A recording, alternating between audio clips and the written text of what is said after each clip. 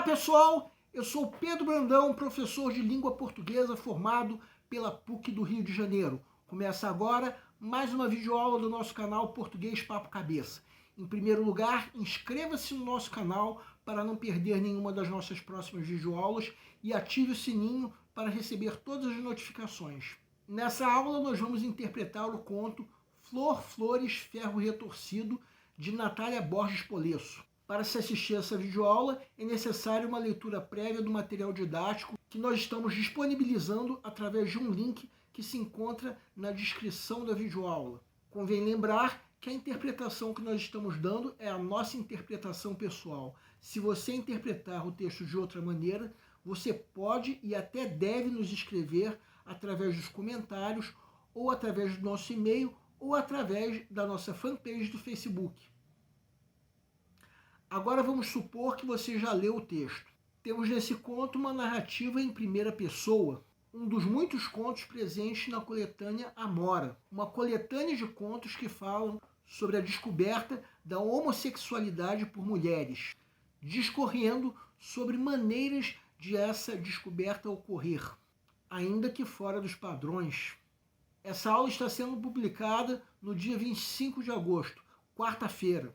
Domingo será dia 29 de agosto, dia da visibilidade lésbica, e essa aula em parte é dedicada a esse dia.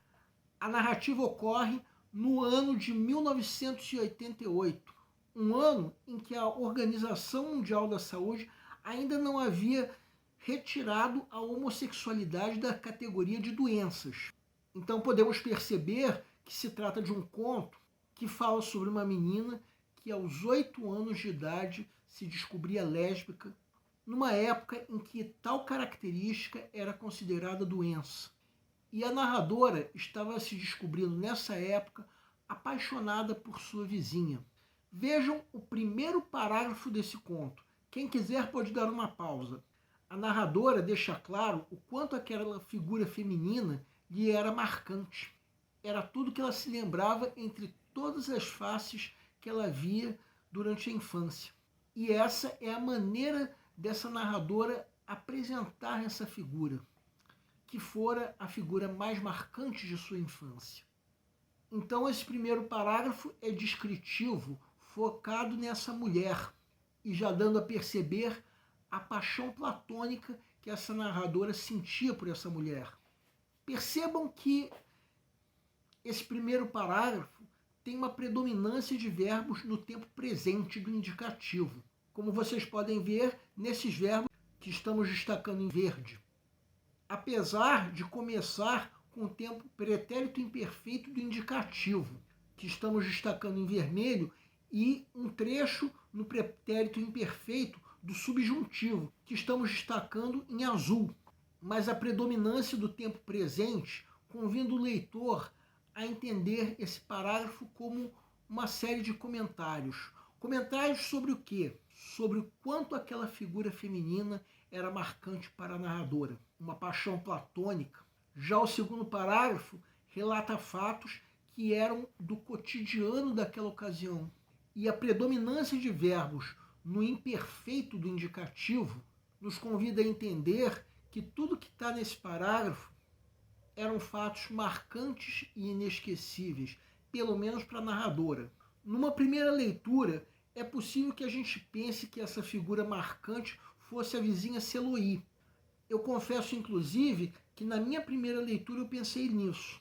Mas essa dúvida acaba se nós lermos o parágrafo seguinte, que, entre outras coisas, diz que a casa dessa figura marcante, que mais tarde nós saberemos que se chama Flor, ficava ao lado da casa da narradora, além de ser uma oficina, enquanto que o parágrafo anterior diz que a casa de Celoí era um mercado e que ficava em frente à casa da narradora. E no quarto parágrafo ocorre o grande ápice da narrativa, no momento em que nós entramos nesse trecho destacado. Vamos agora nos focar em apenas o que é relevante nesse parágrafo. Foi usado visivelmente esse termo machorra para se referir a essa vizinha que a narradora achava marcante. embora a mãe da narradora tenha tentado disfarçar. Se perguntarmos para o Google como ele define machorra, vejam aqui: fêmea estéril incapaz de procriar. Então era isso que estava se falando sobre a referida vizinha, que ela era incapaz de procriar. Esse conto se passa em 1988, numa época em que ainda não havia o advento da inseminação artificial, embora isso ainda estivesse em fase de desenvolvimento. Então, se estavam dizendo que uma mulher era machorra, ou seja, incapaz de procriar, isso estava associado à homossexualidade. Hoje em dia é diferente, é possível a procriação através de banco de sêmen. No parágrafo seguinte, temos a narrativa no momento em que a narradora sobe o muro de sua vizinha machorra, como disseram.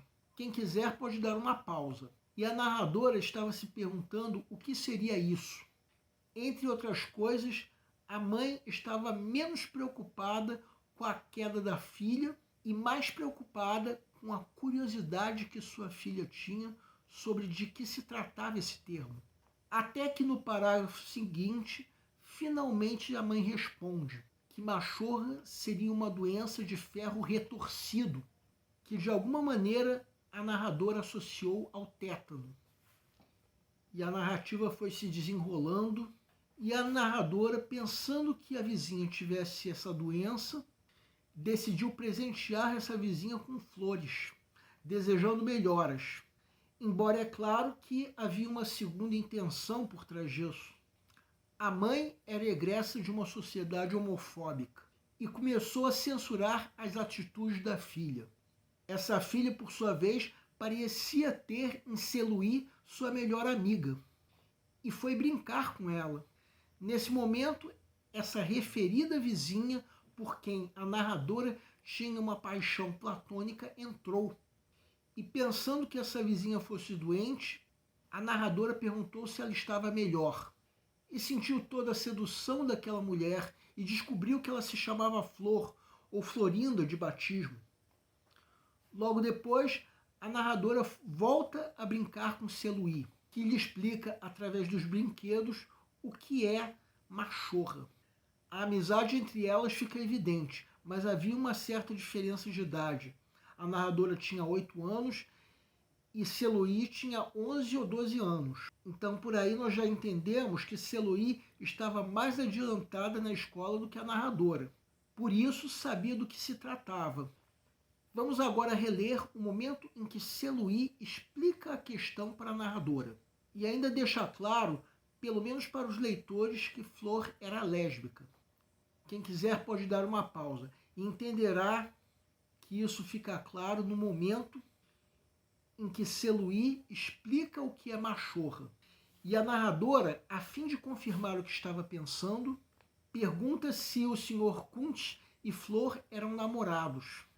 Agora vamos reler o momento em que Seluí leva a narradora a se descobrir lésbica. Reparem como Seluí usa de todas as analogias possíveis para mostrar que a narradora era machorra ou, em outras palavras, lésbica. A narradora demonstra ser cheia de indecisões, mas numa coisa ela estava certa: gostava de mulher, enquanto que Seluí gostava de homens, como Claudinho. Uma curiosidade é que esse conto foi escrito em 2015, quando ainda Bolsonaro não havia sido eleito presidente.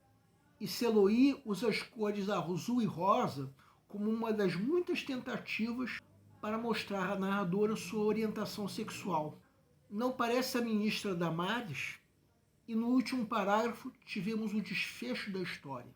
Finalmente, a paixão platônica da narradora parece se concretizar. Ela se aproxima de Flor, que reage tentando consolar a narradora em sua tristeza. A narrativa se desenrola até que o transformador da rua explode, de modo que o que aconteceu depois fica por conta da imaginação do leitor. Mas esse desfecho reafirma tudo que Flor tinha que seduzia a narradora. Então, se nós fizermos uma análise do título do conto, veremos que o termo flor no singular se refere à vizinha da narradora, por quem ela tinha uma paixão platônica. Flores no plural se refere à demonstração desta paixão, enquanto que ferro retorcido é um termo que se refere à doença, entre aspas, é claro, da homossexualidade. Também é coerente entendermos a relação entre os dois primeiros termos. Um deles é o plural do outro. Então, no momento em que se revela que de fato a personagem Flor era lésbica, o termo pluralizado pode significar que havia mais de uma pessoa com essa característica, no caso, a narradora. Esse conto ilustra um preconceito da época, com uma certa dose de humor, mas a reflexão provocada é visível. Eu, por exemplo, tenho várias amigas que são lésbicas, que aceitam serem chamadas assim, mas eu nunca vi qualquer uma delas serem chamadas de machorras, nem em situações pejorativas. A impressão que eu tive é que, em se tratando de uma cidade do interior, o termo machorra podia ser uma expressão do dialeto local, só que a carga pejorativa fica evidente.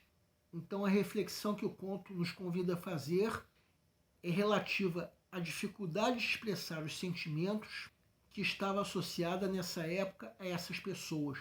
Uma época muito diferente da nossa. A OMS ainda considerava a homossexualidade uma doença. Uma época homofóbica.